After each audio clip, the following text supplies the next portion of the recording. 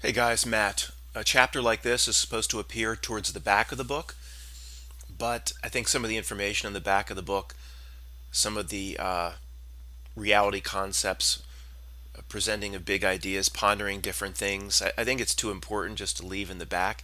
If you were a new person going through the process, you'd want to go through the whole first 50 chapters, exposing the absolute fraud of the world's construct.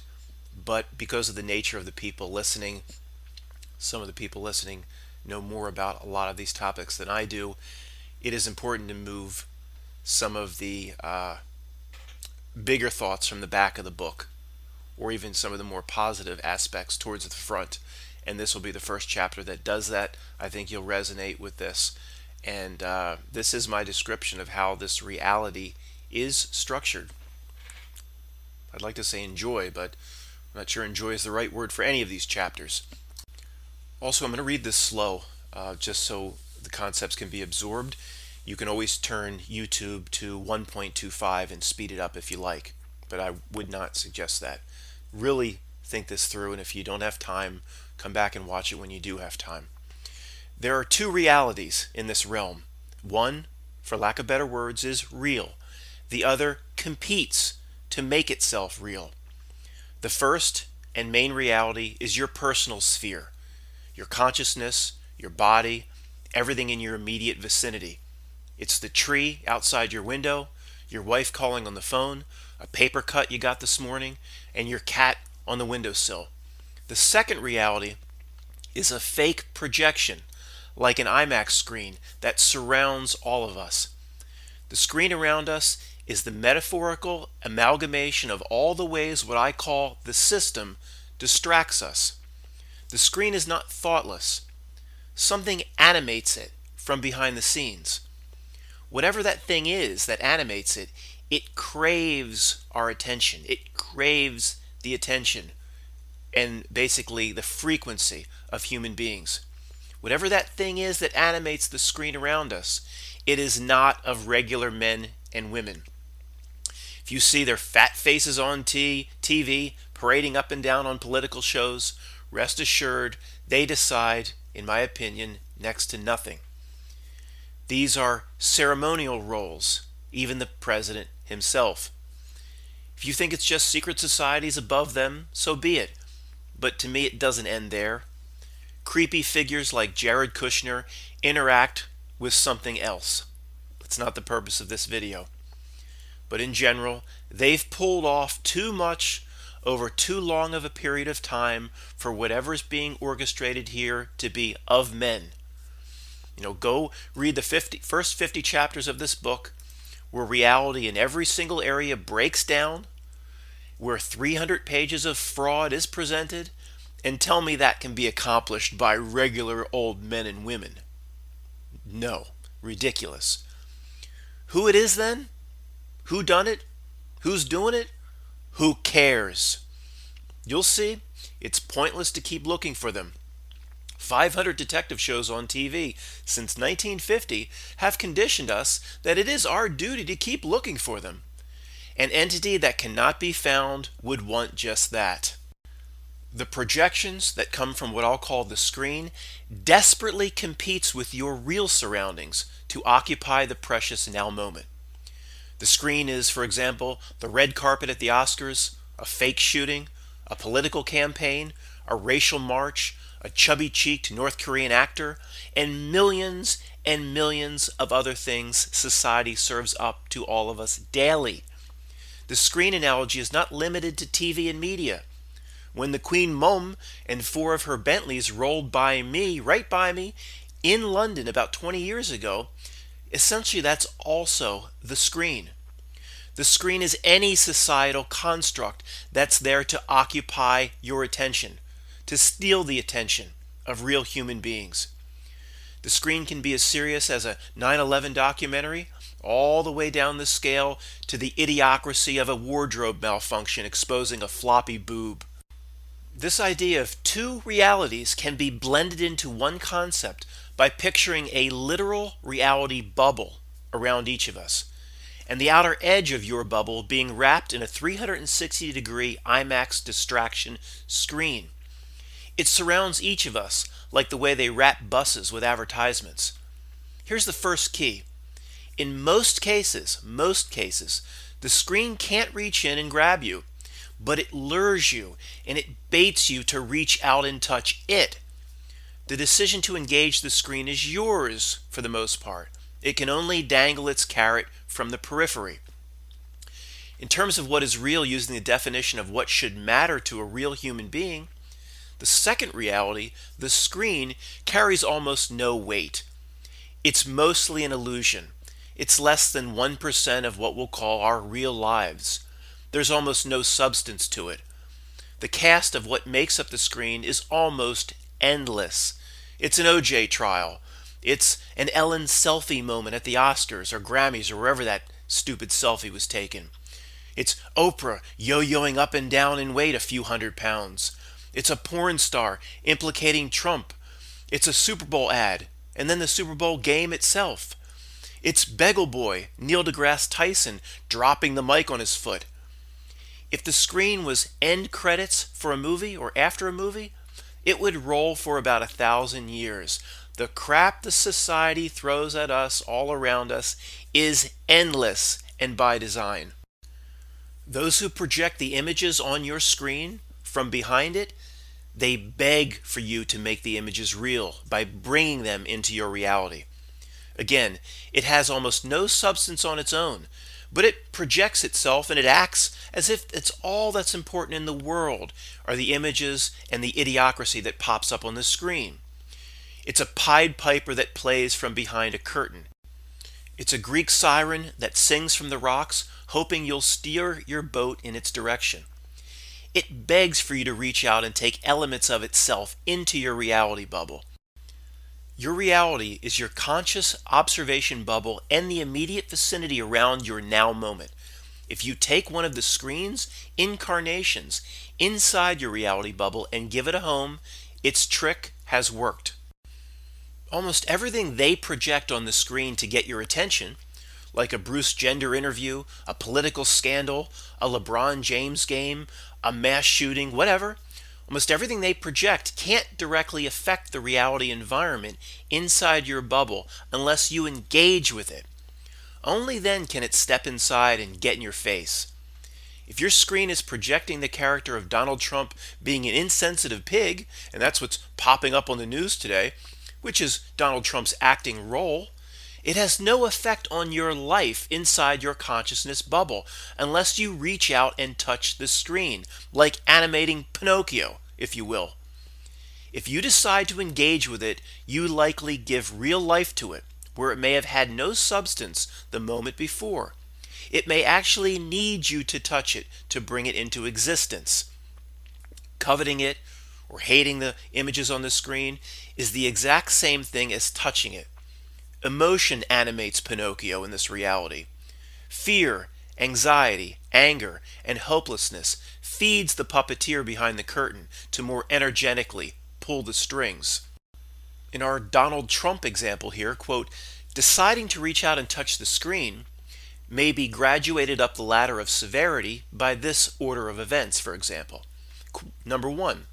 Someone watches a news story about Donald Trump acting like a pig, which is his role, and that person engages their full conscious attention on what Don Lemon's fat face is telling them.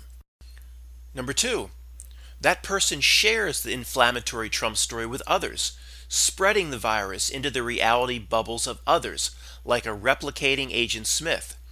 What a shame, of course, because the story that was being presented, like almost everything else, is fake.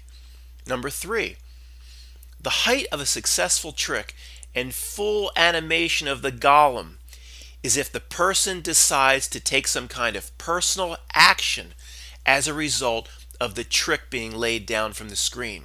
Like, for example, march in a rally protesting Trump. If you do something like that, you have likely cemented the trick inside your reality bubble forever. The trick of the IMAX screen that surrounds our reality bubbles always starts without form or substance, like the way the world is described in the beginning of Genesis. It's you who must open the door to society's sick constructs, begging to come in. It begs to come in, and we've been conditioned to let almost everyone in. Once they're let inside, they gain substance and influence depending on how much power you and others have given the tricks. For example, these women's marches come right to mind. Incredibly, those who take to the streets to march are fulfilling exactly what the screen has tempted them with, or what the screen wants to implant into reality. They have ingested the rotten carrot. By marching, they're actually acknowledging they're inferior and manifesting this inferiority where it did not exist before. If they're not inferior in some way, these women believe that, well, then why march? What are they marching for? If the ants in my backyard proclaim me inferior, and I need special assistance to be on level with the ants in my backyard, will I take to my driveway with signs giving them credibility in their nonsense, or will I do nothing? It's kind of funny, so maybe I just would laugh at the ants. The women who march, why do they believe themselves inferior? Again, by the very definition, there would be no march without the marchers themselves believing themselves to be inferior or needing something. Where do they get this idea? It's implanted from the screen that surrounds all of us. And these women have decided to reach out and grab a hold of it and bring it into their reality. They can't even see. They're feeding it. The pity is the idea did not come from, quote, men in general. It came from the puppeteers who stand behind the screen. What a disgusting trick it is. I'm going off script here. This section is inflammatory if people immediately got triggered or certain women got triggered and didn't really listen to what I was saying. So I have to be very clear. Men in general, nobody thinks anybody's inferior. Okay? It just doesn't exist. It does not exist. It is a thought implanted from the screen. Back in Penn State, when I was interviewing for jobs, we were in a recession. Back in '92, graduating, all the women got the jobs. Far outcompeted the men for the jobs that were available at that time. It wasn't even close, 2-1. Women were more aggressive. They presented themselves. So in general, there's no large swaths of men who think women should be in the kitchen. It is simply bullcrap implanted by the screen. It's the same exact concept where the screen and the powers that be constantly reach out to the black community and say that they need special attention. Where if nobody did anything, for the most part, most people would treat all of each other as equals. These are bullshit concepts generated by the screen when the inequality didn't even exist in the first place, if you see what I'm saying. Now, this part is a very important side conversation because my own assumptions started to break down. Suggesting that the screen has no power to reach in and manipulate us directly is a mistake I originally made. It was wishful thinking.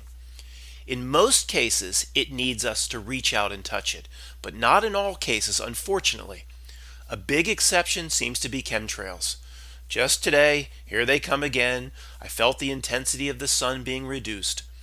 I must acknowledge this as an instance where what I call the screen seemingly can reach in and touch me without me giving a bit of myself to make it real. Of course, I consider the warmth of the sun to be in my primary reality bubble and environment, not on the periphery of the screen, like George Clooney's fat face. The other big one that stands out is the construct of government itself. If I don't pay my taxes, it most certainly can reach into my reality and, quote, touch me directly, and violently at that. Now, this may be possible because all of us have empowered it for so long to be able to do that. We've given it legs for so long. It can reach in and touch us without our permission. Maybe we have quite literally given government real arms and legs over many, many years. Perhaps this is why they recently made corporations people. It gives a vague societal construct, a corporation, a leg up in attempting to make itself real inside our reality bubbles. The trick of the legal fiction and straw man attached to you, the straw man name, also seems intended to supply an initially false construct from the government and from the screen. with an interface to invade our reality bubbles daily. You've been and we've been breathing life into it our entire lives. But there are other examples. The California wildfires, I would initially think is associated with the screen if I'm watching it on television. But look how many people it reached in and grabbed by the neck without their permission. So this general theory I have about the screen needing your attention to make itself real does not follow along perfectly. But in general, it's correct. There's not many ways it can invade our reality unless we reach out and engage with it, at least with our emotions and our thoughts. No matter what the specifics are on how it all works, we can all see that we have a societal construct all around us that begs for our attention. When it gets that, it wants more, like your emotional involvement. That's done when you pick a side. If you take its rotten carrot, it gets something from that. It's not money. This is a spiritual battle we're all in. At least the real humans here are all in. It has nothing to do with money. Money, though, is always the greatest cover story and excuse. It's really easy in first grade conspiracy to say the puppeteers behind the screen are just doing it for money. No, they don't need money. They're doing it for far darker reasons we'll discuss.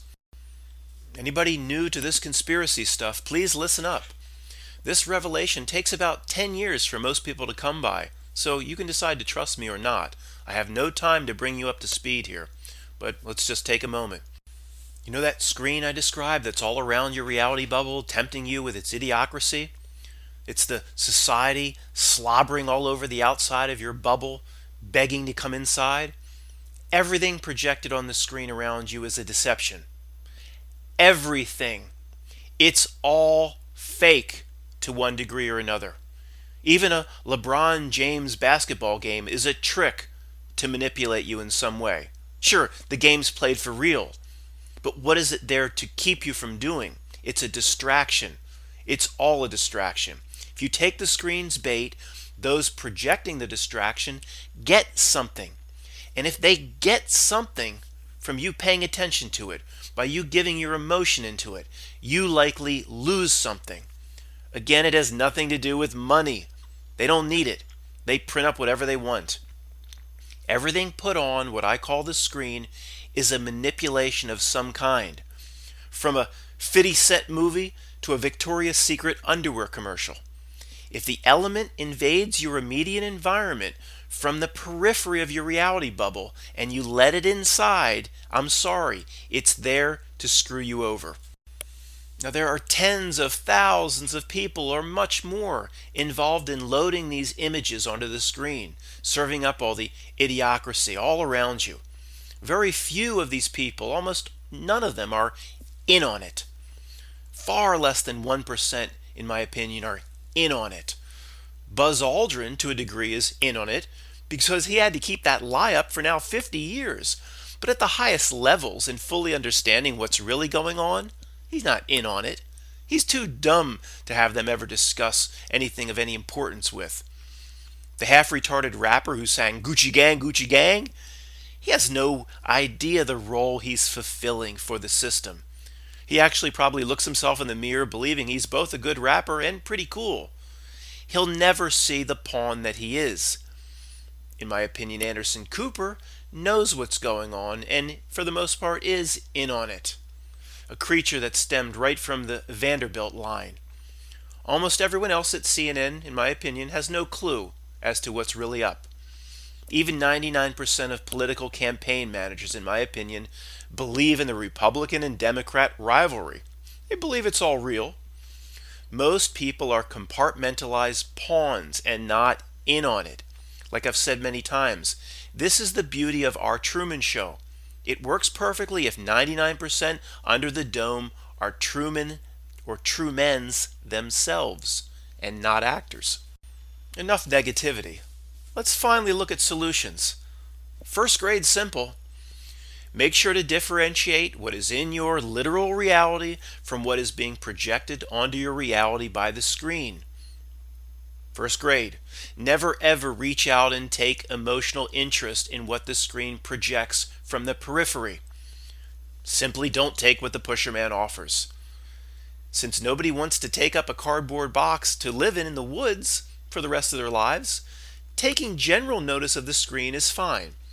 The screen can be quite entertaining. Taking emotional interest in the screen and manifesting its distraction into your real reality environment, there's a big difference there. That's where you have to differentiate. The red carpet shenanigans of last Sunday night, when I wrote this, last Sunday night before the Oscars, is a great example of what I'm talking about. This red carpet and Ryan Seacrest running around without his pants on. I watched the bizarre oddity as if I was simply studying the screen for a research project. I was objective. I wasn't emotional. I didn't emotionally react to anything, even Spike Lee. I didn't covet the women, nor was I impressed by the gowns or the lifestyles. Instead, I basically studied it and thought about what the screen was trying to accomplish in the presentation of such a massive charade. The words I wrote down to represent the red carpet show are distraction, covet, materialism, greed, false gods, inadequacy. That word aimed at making the audience feel that way. I wrote down beautiful people, lust, and racial and gender division. Camps, in other words. All of these concepts are destructive. If you took even one of them into your reality while watching the red carpet circus, you fell for the trick. The first word I wrote down about the Oscars, distraction. Doesn't seem like very much, doesn't seem very sinister, but that may be the screen's most reliable trick, its original trick, its original fallback. Anyone listening who is thinking that the red carpet interviews are just 2 hours of harmless fun, you have a lot of work to do. It takes time. The red carpet, though, is not a massive conspiracy, yet the sinister nature of the trick still exists. Ryan Seacrest even isn't in on it. He doesn't understand his role in delivering the trick, no more than a rook understands he's being moved around a board by a hand. He and his other minions, Ryan Seacrest I'm referring to, with their microphones running around the red carpet, for the most part they are just having fun. Let's be fair, most of the moronic movie stars coming up and down the red carpet there, being interviewed by these people, they're mostly just having fun. No, sorry, most of them have not been to pedo snuff parties. They're mostly there just having fun. The audience of 1,000 peasants that they let in to line up behind the yellow police tape to get a glimpse or a selfie with their heroes and their idols, those people are just having fun. So Matt, you admit, everybody there on the red carpet, all the different camps, are generally there having fun. But you're suggesting a massive trick is being played on the population by a sinister element that resides here on Earth that no one has been able to identify. Yes, that's exactly what I'm saying. The way they work their inverse Truman Show is truly remarkable. It's a design that makes the architect of the Matrix envious. The summary point here is the chess game has millions of pieces. None of those chess pieces are in on it. They don't understand the role they're fulfilling for the system itself. If the basic role of the screen is to distract, then even though everybody out there is having fun, what are they accomplishing in terms of what the effect is on the population? To distract. It could go much farther than that. It could go into lust. It could go into covet. It could go into desire. The actors or the chess pieces, they are playing out the bidding of the screen without even being aware of it. This is the absolute genius of this system construct. Okay, now we'd all agree. There's no doubt that the entire societal construct, as it presents itself on the screen, is designed to distract. Next logical question. Distract us from what? Very simple. From understanding why we're here as human beings. Distract us from pondering the big questions in life. That's why we're all so busy all the time, running around, keeping up with the Joneses. Distract us from being able to reach the level where we can get the hell out of here, if you believe in the recycling trap. Distract us from finding more soul tokens, from winning the spiritual battle that is raging right now. Distract us from strengthening our life essence The opposite of the Pope's soul to the abyss comment. Distract us from understanding that the meaning of life starts with a basic understanding that life has meaning. Meaning, what are we here to do? What is the role of this realm? The distraction keeps us from pondering all that's important. If a spiritual battle wages here, it seems they no longer have to go the whole way and just damn everybody's soul with unspeakable sin. They don't have to go the whole way anymore. In the modern era, it seems the bar is set much lower in the societal construct. The bar is set much lower for a video back that I called the interdimensional wardens that reside here. They simply must keep the juggling balls in the air in front of all of us, so we simply don't do what we're supposed to do here. We don't carry out our life's mission. In the modern era, you can't fight the screen. Fight the power, right, Spike? Fight the power. You can only starve the screen in the modern era. You can put earmuffs on, but you must let it play out all around you. It is unavoidable. If I would have jumped out of my chair when that little runt Spike Lee showed up on the red carpet with his Prince tribute bling hanging around his little purple suit, I would have liked to have thrown my Bud Light against the television set right into his face. Now, if I would have done that, in my opinion, I would have let the satanic screen image impinge on my real world. I would have given my emotion to it. I would have given it life.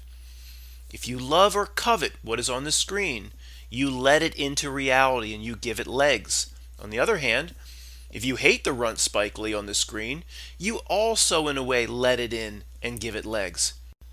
And I don't mean letting Mookie in from Spike's Do the Right Thing to deliver another race-baiting pizza. I mean you and I breathing life into something projected on the screen so it can make itself comfortable next to us on the couch. By the way, guess what Spike's latest movie is about? It's a tough one, but I bet you'll guess. It's about race. That's Spike's role in this reality script. Let's take a fun little side journey and explore Spike Lee to get a better understanding of how this reality really works.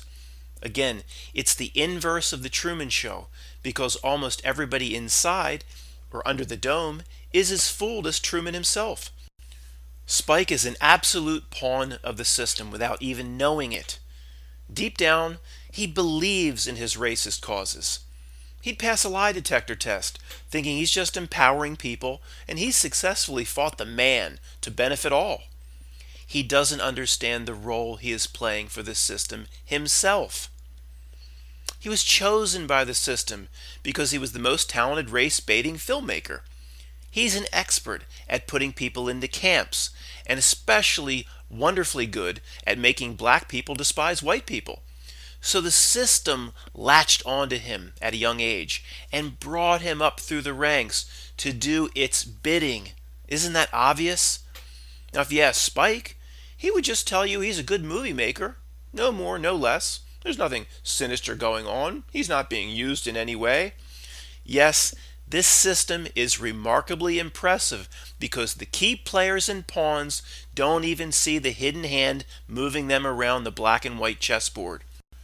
Again, I'm not advocating cardboard box living, although I do expect those types of TV shows to replace Tiny House Nation. That is the next line of progression after Tiny House. Just go right to the cardboard box. Hey, I still think it's possible to enjoy a movie. That means watching the screen at a distance, not emotionally, not breathing life into it. When I'm done watching the movie Armageddon, I'm not going to write letters to my congressman asking him to make sure that Elon Musk is properly funded so there's no delay at all in going to Mars. Nobody went to the moon. Nobody's going anywhere. When I'm done watching Armageddon, I'm not going to feed the system fear by thinking that some sort of asteroid may really be coming at me right now. Every year or so, the news loves to drum that up, don't they? Asteroid 4514 will have a near miss to Earth sometime next fall. You know what? I don't believe none of it. After watching the movie Armageddon, I'm not going to march with Ben Affleck in support of transgender causes and motifs. In most cases, I'm okay with observing the screen. It's just how we approach it. I really believe that. I'm not going to throw out my television set. It's how we approach it. Do we give it life? Do we give it the spark? So after all of this, the next logical question is, if the screen's main role is distraction and tricks, what's the purpose of the trick? Why do the puppeteers animating their storyboard behind the screen, the George Bush creatures, why do they do it? Why is a decent question. If you asked who is playing the trick, that's a pointless rabbit hole that we know now goes nowhere. I don't care about who's doing it. I don't give a crap if it's Colonel Mustard with the candlestick in the library, or it's Johnny Depp with his dildo on Epstein Island. Forget the who done it. Now, what is the purpose of the trick is a more important question, but it still doesn't need an exact answer. An exact answer has us chasing pissed-on breadcrumbs forever. All we need to understand is, if they get something out of a successful trick, then to realize we're the ones giving it to them. What do they get from us if we fall for the screen's trick? We'll never know exactly. But do you need to know all the specifics to change or adjust your behavior? No. Of course, there's a million possibilities. Oh, they sucker energy, loosh, they get this, they get that. We're not going to know exactly. Who cares? I don't need to know exactly to change my behavior.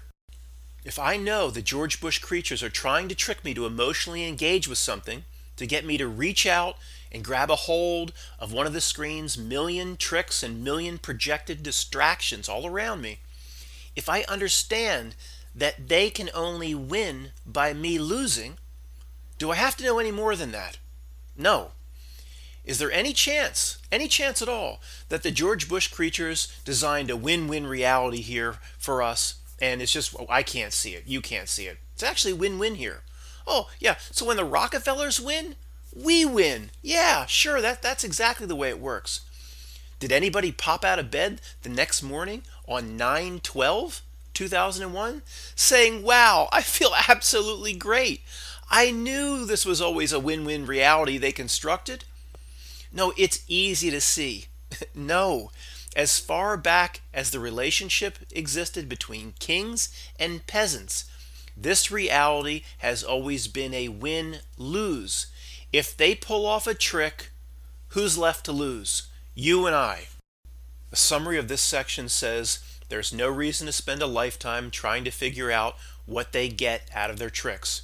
All we need to realize is if they win, we lose. That's enough.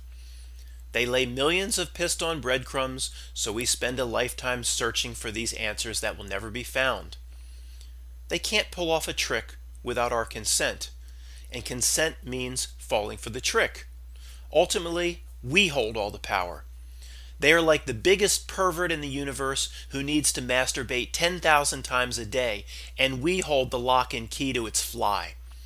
For me, I'll assume the worst, and that if I give in to the trick, I may literally lose something big, like a bit of my life essence or a soul token. I'm not going to take that chance.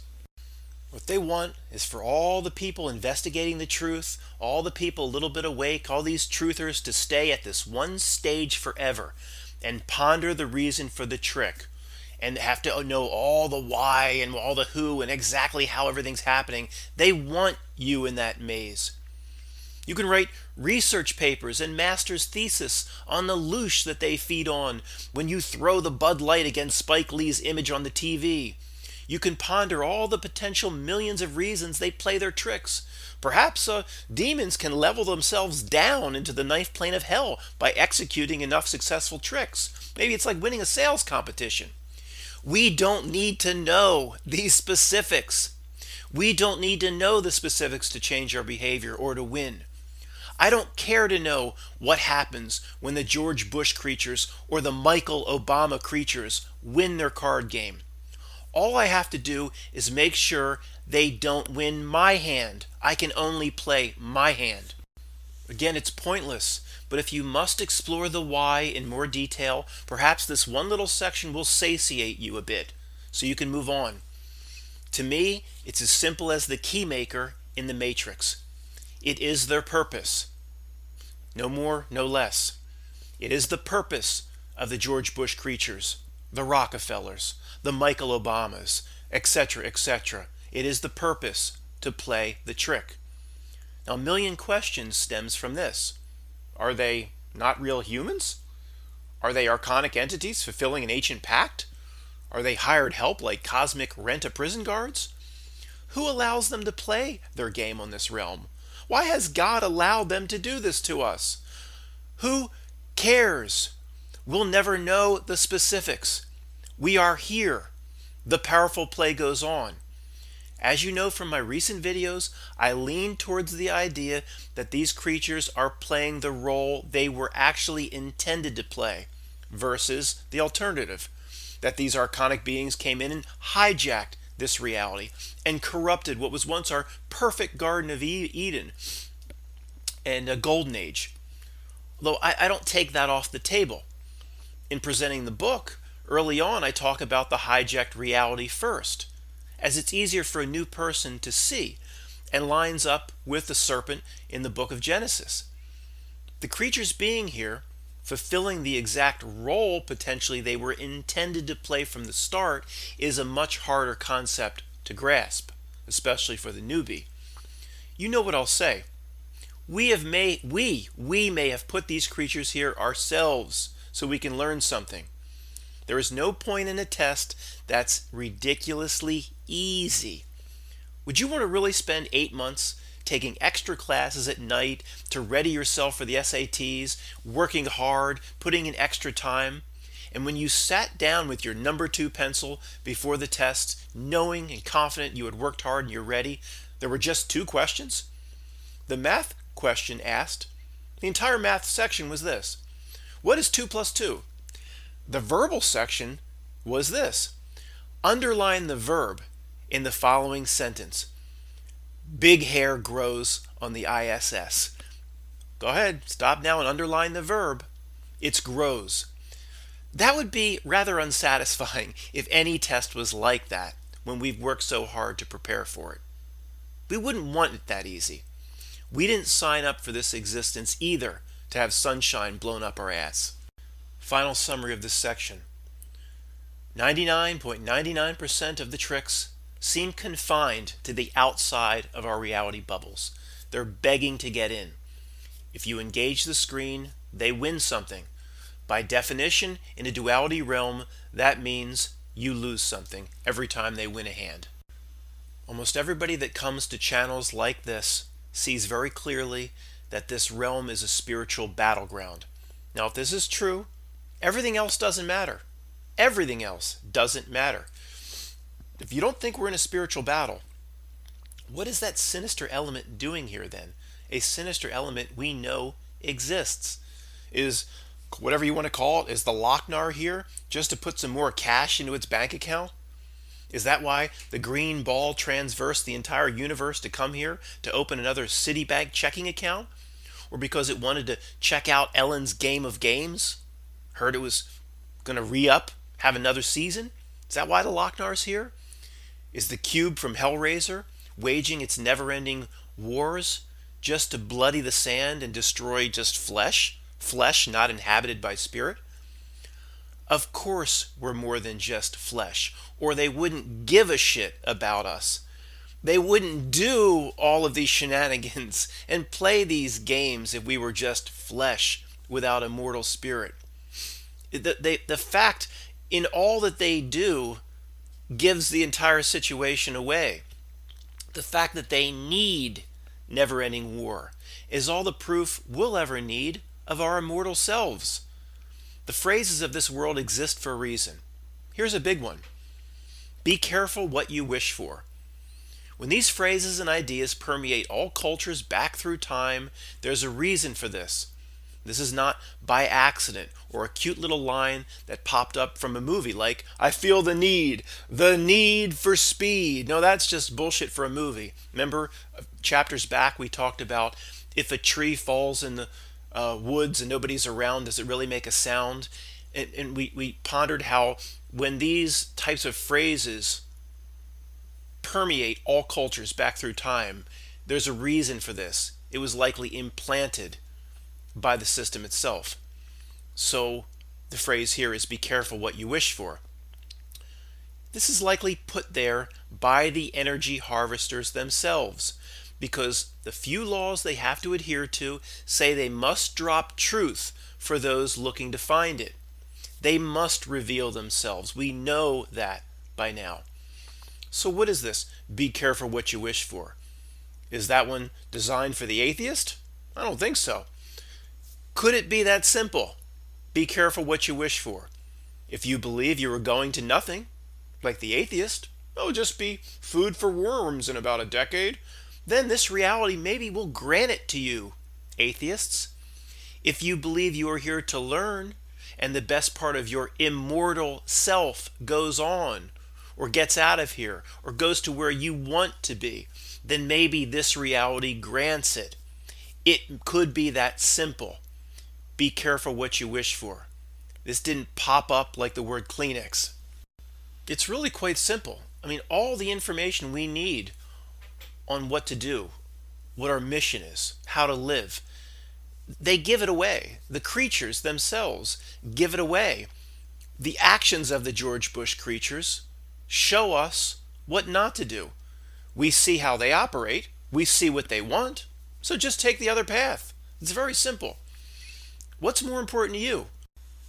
Understanding and fostering your immortal spirit and consciousness, or understanding how they covered up the mud flood and how they rewrote history? You want to chase those breadcrumbs, or is the other, or the former, more important? What's more important? How they keep the fake economic system going with no collapse year after year, and what AI they're using to do that? Or cleaning your spirit? What's more important? Where the remnants of Atlantis actually are? Or your soul itself? What they did with the video footage of the 4,000 Pentagon security cameras that didn't capture a jumbo jet image? Or your soul? How they could have faked the moon landing while fooling thousands of their own employees at NASA and keeping them compartmentalized so they really didn't see the fakery? Is that more important? Or gathering soul tokens? Is it really important how Geordie Rose gets his D-Wave quantum computer to reach out into other dimensions to find answers? Or are you more concerned with your immortal self? You can see how the list could go on and on for thousands of pages. The point is, if you're running around trying to figure out exactly what Geordie Rose at D-Wave is up to, or what they're really doing at CERN to cause the Mandela effect, these are fun things to ponder, but it shouldn't distract us the way the system wants us distracted with these sorts of breadcrumbs. It's obvious at this point when you can see it. Those who can see certain things are tempted by this reality, placing a carrot before us that tells us that with enough time and effort, we can figure all of these conspiracies out. But what all we truthers are really doing is just engaging the screen, doing exactly what it wants. The screen knows what each of us desires. The screen knows what fascinates each of us. And it puts whatever it needs to in the face of each of us to distract.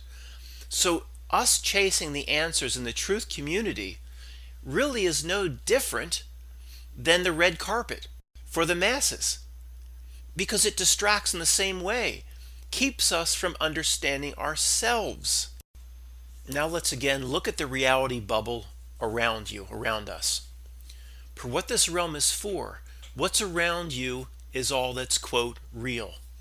Now think of what I described as the screen that surrounds you and its ways of projecting itself onto you. Where's your smartphone right now? Where's your televisions? Where's your radio? Where's the internet and YouTube? These devices are laid out before us so we can easily, personally engage with the screen. They're fast-tracked conduits laid right before us so we pick them up and do exactly what the screen wants. How much life essence did you come here with into this realm? And how much do you need on the day of your death to get the hell out of here and pass through the filter? That's one of my theories that I keep on the table. It might not be yours. Can you create your own firewall and antivirus protection to protect you from or when using the devices whose only purpose is to project the temptations of the screen into your reality? Again, these devices are like fast-tracked screen steroids. Modern society has constructed itself so you need the internet. You need a smartphone. That's the way modern society works. And for most people, they would say they need their television. Cardboard box living is one way to go, but it's not very practical for most. There is a compromise.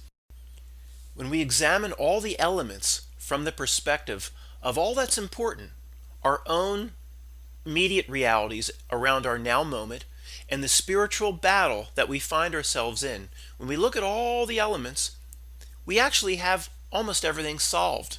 We have it solved. Let's look at number one, the who. Who is doing it to us? Who cares? We don't need to know.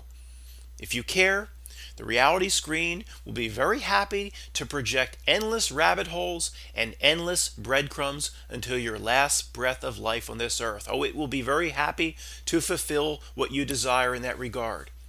The supply of conspiracy this reality can generate makes the well in the sorcerer's apprentice look like a dripping faucet. Chase who's behind the curtain forever if you want. That's exactly what it wants. Number two, the why. Why do they do it, Matt? Who cares? Don't need to know. In a pitch black alley, a knife is pressed into your back. Do you say this? Sir, a person behind me pressing the knife into my back? I need to know why you're doing such a thing before I run or I react to it. See how ridiculous the why is? We know enough now. They get something with each successful trick. We lose something with each of their successful tricks. What more do we need to know than that? The third element, the what. What exactly are they doing? Now, I agree, this one's important, but again, we generally know the answer. We don't need to know every specific.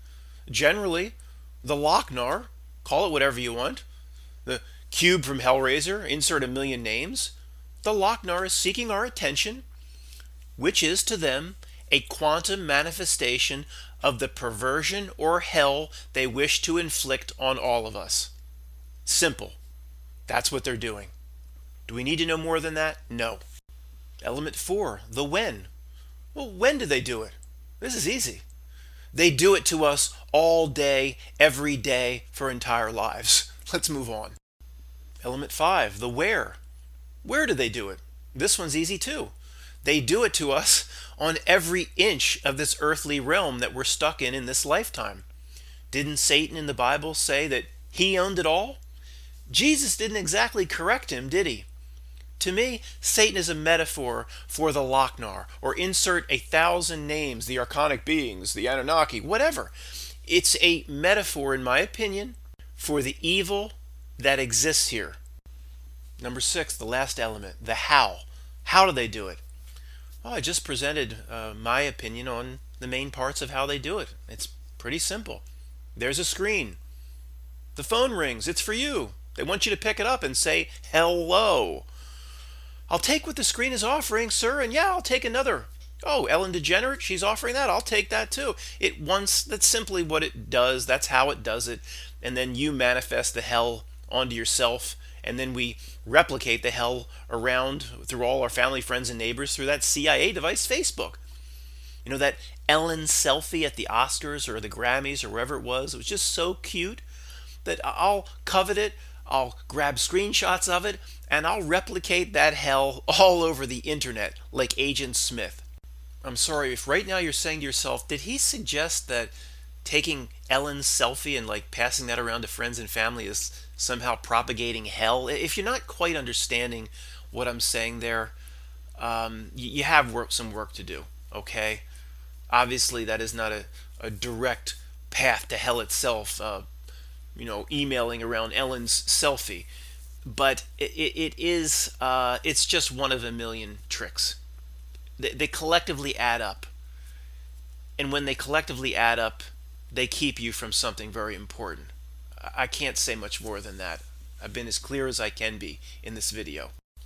Once you can read the matrix code all around you and you can generally stick your finger up to it and say, F that, I'm not giving it any life, the only hard part in all of this is figuring out what your role is going to be in all this. What's your best contribution to, first off, help yourself? Remember, you got to play your own hand first, but also, whenever possible, what's your role in helping humanity avoid these vampires? What do you think the puppeteers behind the screen would want us to do?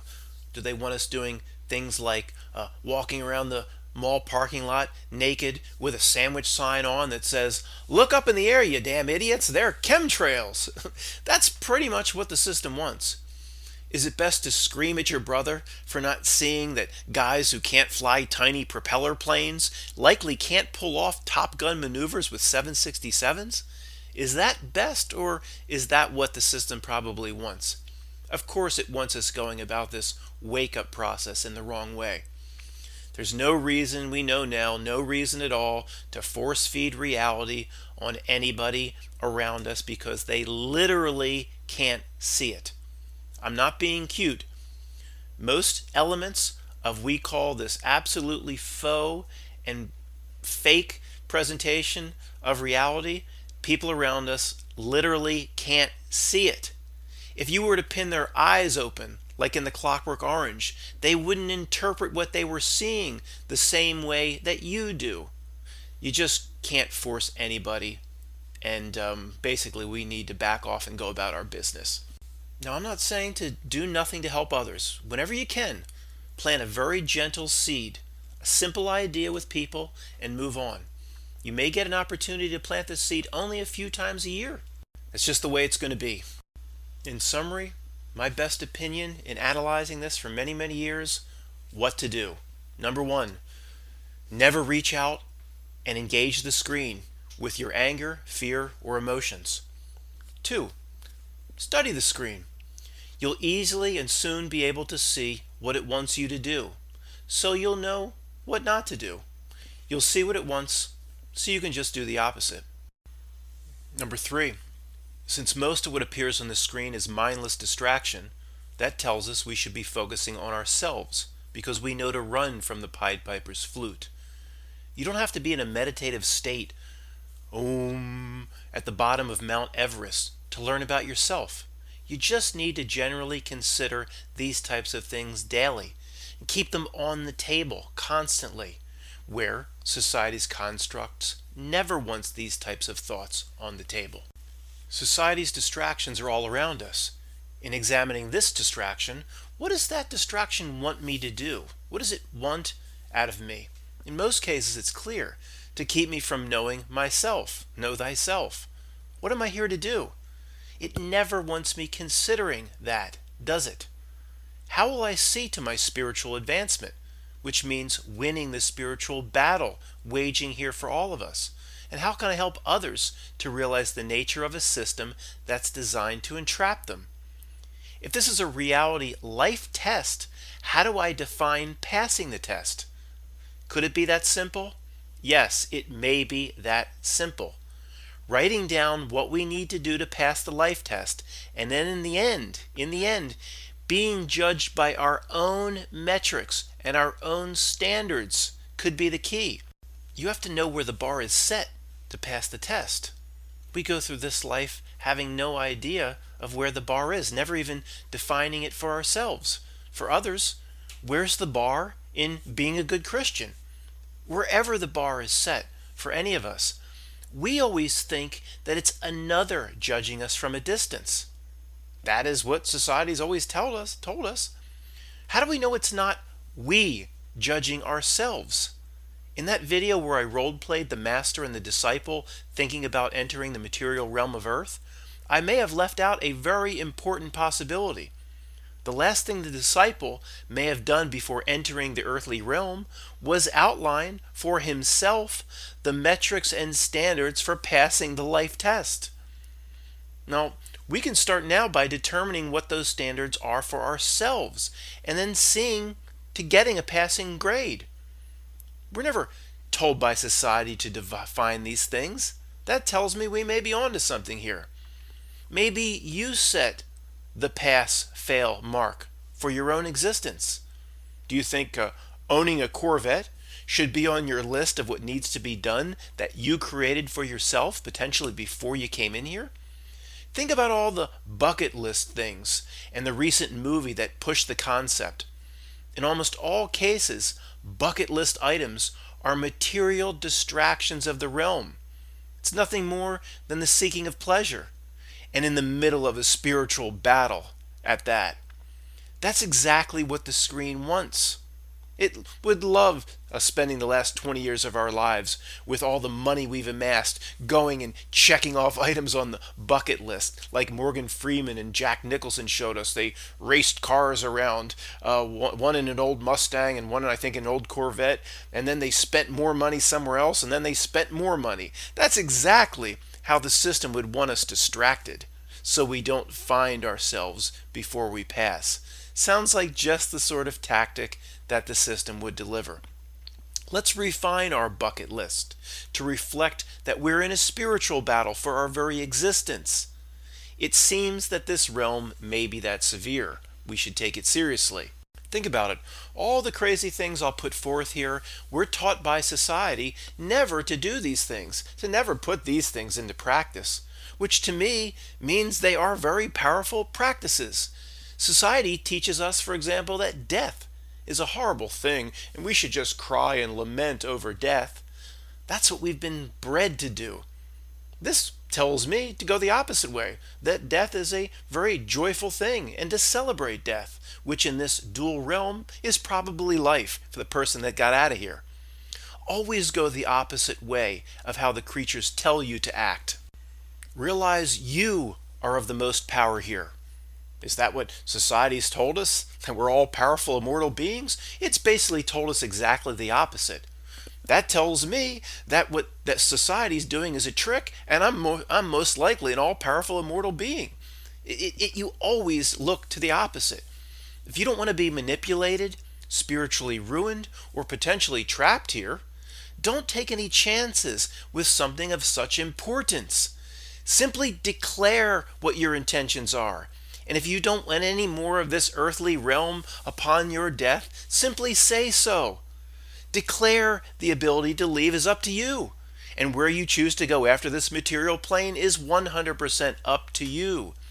We've been led to believe in this regard that we are completely powerless over these sorts of things, and we have no say over this. To me, that likely means it's the opposite. We have full authority. Deep down, you can almost sense it. It may be this simple. Can you picture a tormented spirit speaking to some demonic creature of this realm 100 million years from now? Yeah, 100 million years from now. A lowly Schmeagol-like golem creature. My precious! A Schmeagol-like creature from the Lord of the Rings cries out to the demon after 100 million years. It was something that was once human. Why must this torment continue? Why can't this cycle ever be broken? What if its answer back to this thing was, because you never asked? You had the power all along. You never asked, or better yet, you never proclaimed it. You never demanded it.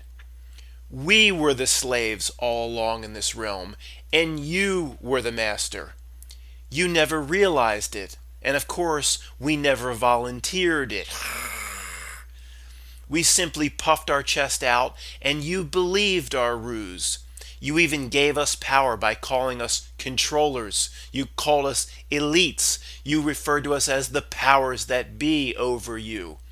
When we laid our breadcrumbs, you gladly gobbled them up and then passed our version of hell to the next human, replicating it for us like Agent Smith in your movie. In the movie, by the way, Agent Smith and Neo were used by both the Oracle and the Architect, working together. In the end, remember, the two of them remained. One was on the bench. One was talking to the other on the bench at the very end. Those two remained. Neo and Agent Smith were destroyed. They were used. Subtle message? Yeah. If the demon continues speaking to the thing that was once human, might say, in all of this, All you creatures had to do was proclaim and then realize that you held the power and you held all the cards. In all of your existence, you played cards against us, and in each hand, we proclaimed ourselves the winner. But we never showed you a single card to prove we had won. You never asked to see the cards. You simply believed we won because we told you we won. The Wizard of Oz in 1939, 100 million years ago, as the demon talks to the Schmeagle-like golem creature that was once human. That movie told you the answer, and you ignored it. Like in the movie, all you had to do was click your heels together 3 times and proclaim with the power you held that there is no place like home. Or no place like getting the hell out of the earthly realm that we have trapped you in. That's all you had to do. You'd be home. You doomed creature. All you had to do was ask or proclaim your intention, and you never did.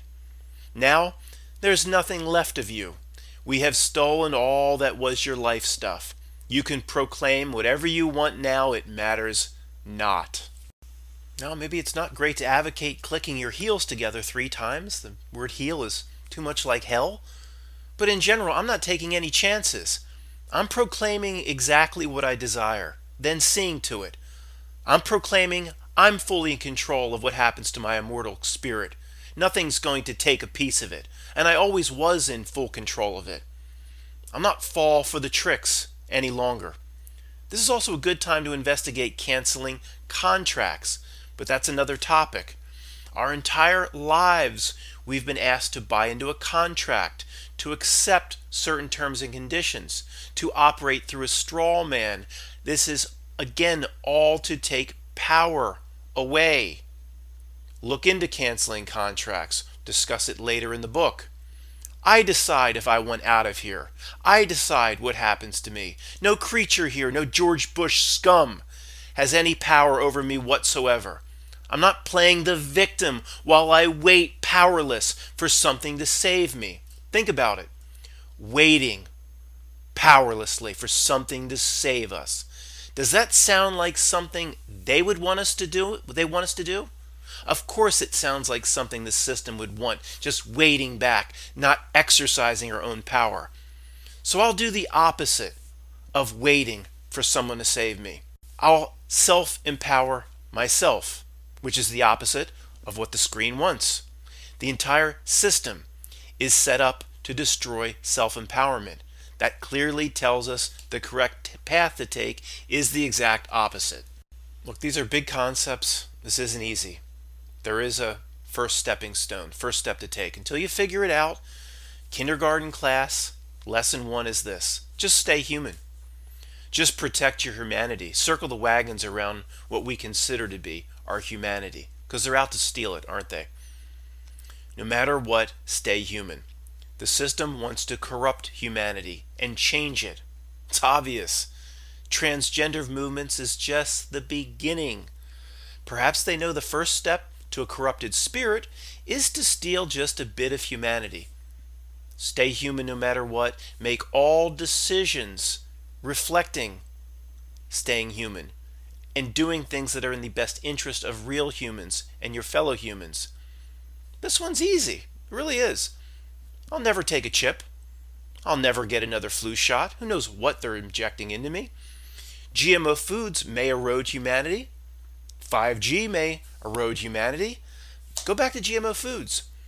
If you can't afford to make sure everything you put in your mouth is not GMO, it can get very expensive, I know. As nuts as this sounds, there's still something we can do if we believe we are truly powerful. I know this sounds nuts. Society would consider it nuts, so maybe I'm on to something. Tell the food you're eating it for energy, and you'll take whatever nutrition it affords. If the food contains a destructive element, be it a GMO or a carcinogen, proclaim it. Tell it. It has no ability to degrade your humanity or harm your health in any way. If there's a destructive aspect of the food I'm about to eat, it shall not harm me. My avatar will flush it out, at the very least. I'm not going to take any chances. I'm not going to live my life the powerless way they want me to live it. like a powerless slug. If Gandalf the Grey in The Lord of the Rings stood up to that demon, the Baal Rock, and proclaimed, "Thou shalt not pass," why don't I have the power to proclaim to my GMO carcinogen apple, "Thou shalt not harm me"? I choose to ingest only your good aspects. There's some nutrition here. I'll take the good, I'll reject the bad. I'll protect my humanity. Because society would laugh at this. This is absolutely insane. It's nuts. They'd poo-poo it. All of society would laugh. I can see the screen all around me laughing. This is exactly why we all should adopt it. I intend to put into practice just about everything. The society around me, all the creatures hanging off Thunderdome, I intend to do just about everything that they don't want me to be doing. Basically, if it's crazy and society rejects it, then we should try it. You know, many of you know I was sick with the flu about 2 weeks ago, 2.5 weeks ago. And I did something unique. You know, obviously I don't get a flu shot. I hadn't been sick for about 4 years. And, you know, hey, we get sick every once in a while. But I talked to my body, I talked to my avatar, and I said, "You've seen this before. This is the same old flu we've had 20 times, very similar to the same old cold we've had 100 times. Get rid of it. You've seen it before, you know how to fight it. Get rid of it. I don't want to suffer with this for weeks or it goes into my chest." Yeah, I was sick for about 5 days. That was it. It didn't go into my chest. Everything went away. I told my body that you've seen this before. You know how to get rid of it. Get on it. You know, we can do it. Very positive. And you know what? In a way, I think it helped a bit. And I'm going to continue those types of practices. Now, we all know the big one in terms of absolutely changing the definition of humanity. Changing us in less than 10 seconds is the chip. Anybody that takes a chip, it's likely then you are no longer human by the very definition. You know, this Ray Kurzweil, this Google futurist, runs around giving lectures about how to, you know, we should be uploading our consciousness to machines. And, you know, these people like Ray Kurzweil are doomed creatures as far as I'm concerned. I'm slamming the door on all of their nonsense on the screen itself. Those who project the storyboard and the reality script from behind the screen, like Ray Kurzweil, seem doomed to be here forever. It just seems like that's the way it is. They seem to make decisions with amazing patience. It gives their doomed status away to me. It really reveals the situation they're in.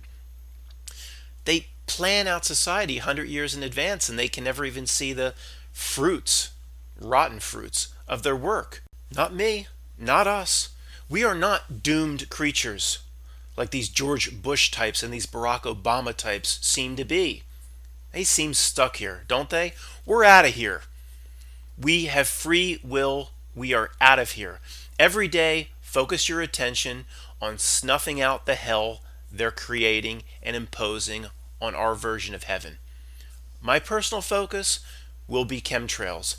Nothing bothers me like chemtrails right now. However, I'm done with the fear and the endless sense of dread about these chemtrails. I am going to will blue skies into existence. I don't know exactly what that means. I'm going to find a way to do it.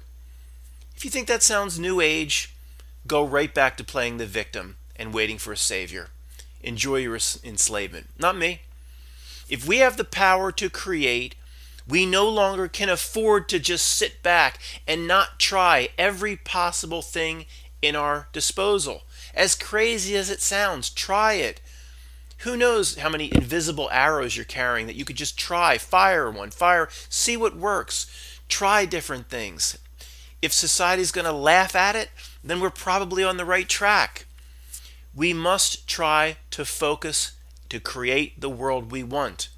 Now, Yoda said, there is no try. So we must believe it. You know, that word has a negative connotation too. So then just forget believe it. Just go do it. And I didn't write this down, but as I said the words, what popped right into my head, thousands of people wearing those Nike t-shirts. Just do it. Hidden in plain sight? Most likely, you better believe it. That's the way this reality operates. glowing eye on the back of the dollar bill, potentially saying that, here's the light that you all have available to you, but you choose not to take it. They have to dangle it right in front of our face to get away with the evil they're propagating. Because when they're pulled into that cosmic court, they could always say, "We showed them.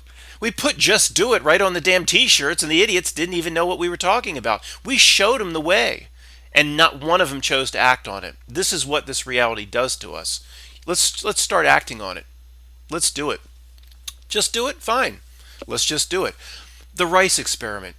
Again, certain people are triggered by all this new age reality creation stuff. Well, then you go explain the Rice experiment. We live in some sort of a matrix. Okay? Maybe we're not at the point where like Neo, we can just stick our hand, our digital hand, and massage a heart and bring it back to life. Maybe we're not quite there yet. But considering if this is a matrix, that we potentially are able or will be able to do things like that, it's possible. The Rice experiment.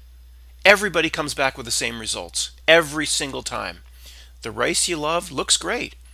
Now, there's some debate. Sometimes the rice you hate looks worse than the ignored rice. A few people have said the ignored rice is actually the worst because it got no human emotion. Maybe the person couldn't actually, they were such nice guys and gals, they really couldn't hate the rice. So the ignored rice looks worse. The point is, the loved rice looks the best every single time. Now, you can either explain that away, and if you can't explain it away, then we create reality. Start looking at the chemtrails and saying, "Get the fuck out of here. Blue skies, return." Oh, he's dabbling in magic. Call it whatever you want. I don't care to go down certain paths. I'm not going to read Aleister Crowley's books. I'm not going to be initiated anything. I can see clearly now. They've stolen all of our abilities. They've stolen all of our power. Whatever power we had, they erased from our memory. We're just useless eaters to this matrix. Whatever abilities we had, they suppressed that a long time ago. So I'm going to try to get back in touch with those powers and those abilities, and I hope you do the same thing. No, it is not completely blasphemous and goes against all Christian doctrine. Absolutely, all of these elements can be incorporated into Christianity. I totally believe that. It is not mutually exclusive, one or the other. Thanks for listening.